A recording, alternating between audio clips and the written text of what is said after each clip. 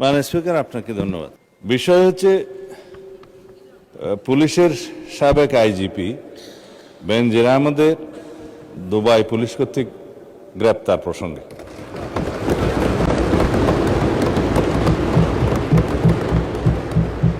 এই বিষয়ে আমি মহান জাতীয় সংসদকে অবহিত করছি যে বর্তমান সরকার দায়িত্ব গ্রহণের পর দুর্নীতি মামলায় অভিযুক্ত পুলিশের সাবেক আইজিপি বেনজির আহমেদকে গ্রেফতারের জন্য ইন্টারপোলের সাথে নিবিড়ভাবে কাজ করার জন্য নিয়োজিত পুলিশ হেডকোয়ার্টার্সের national central bureau NCB Dhaka কর্তৃক ইন্টারপোলে আবেদন করা হয়। তৎপ্রেক্ষিতে গত 11 এপ্রিল 2025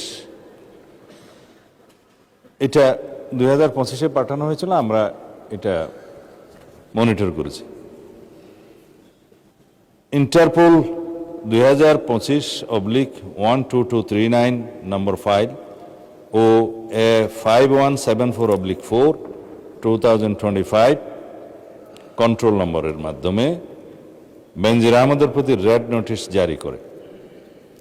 উক্ত রেড নোটিশের মাধ্যমে ইন্টারপোল কর্তৃক সংযুক্ত আরব আমিরাতের স্বরাষ্ট্র মন্ত্রণালয়কে অনুরোধ করা হয় গ্রেফতারের জন্য। মাননীয় স্পিকার, আমি এই মহান সংসদের মাধ্যমে সমগ্র জাতিকে জানাচ্ছি যে গত 12 জুন 2026 তারিখে সংযুক্ত আরব আমিরাতের স্বরাষ্ট্র মন্ত্রণালয়ের directorate general of federal criminal police national central bureau NCB Abu Dhabi হতে প্রেরিত একটি ইমেইলের মাধ্যমে বাংলাদেশ সরকারকে জানানো হয়েছে যে দুর্নীতি মামলায় অভিযুক্ত বেনজির আহমেদকে সংযুক্ত আরব আমিরাত পুলিশ কর্তৃক গ্রেফতার করা হয়েছে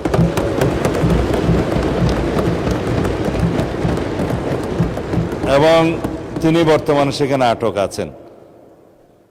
মাননীয় স্পিকার, আমি এই মহান সংসদকে আরও অবহিত করছি যে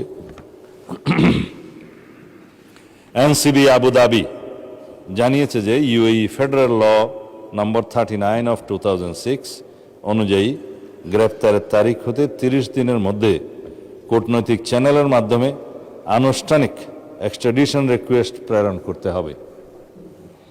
উল্লেখ্য, বেনজির আহমেদের বিরুদ্ধে দণ্ডবিধির 420, 467, 468, 471 and 109 সেকশন এবং 1947-এর দুর্নীতি প্রতিরোধ আইনের সেকশন 5/2, 26(2) এবং 27(1) এবং বাংলাদেশ পাসপোর্ট অর্ডার 1973-এর 11 ধারার মানে সেকশন 11-এর মামলা বিচারাধীন রয়েছে।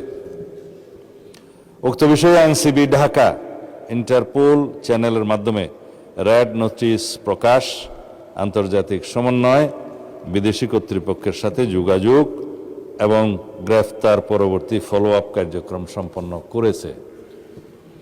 দুদক কর্তৃক প্রত্যার্পণের জন্য প্রয়োজনীয় মামলা, গ্রেফতারি পরোয়ানা ও তদন্ত সংক্রান্ত দলিলাদি প্রস্তুত, স্বরাষ্ট্র মন্ত্রণালয় কর্তৃক এক্সট্রাডিশন প্রপোজাল প্রস্তুত ও অনুমোদন এবং পররাষ্ট্র মন্ত্রণালয়ের মাধ্যমে ইউএই কর্তৃপক্ষের নিকট কূটনৈতিক চ্যানেলে আনুষ্ঠানিক এক্সট্রাডিশন রিকোয়েস্ট প্রেরণ করে এনসিবি আবুধাবির সাথে সমন্বয়পূর্বক অতি দ্রুতই তাকে বাংলাদেশে নিয়ে আসা হবে।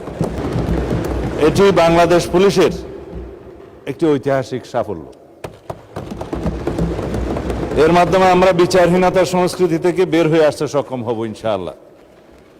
পাশাপাশি এর মাধ্যমে আমরা জাতিকে আশ্বস্ত করতে চাই যে অপরাধী যত শক্তিশালীই হোক না কেন, আইনের ঊর্ধ্বে কেউ নয়।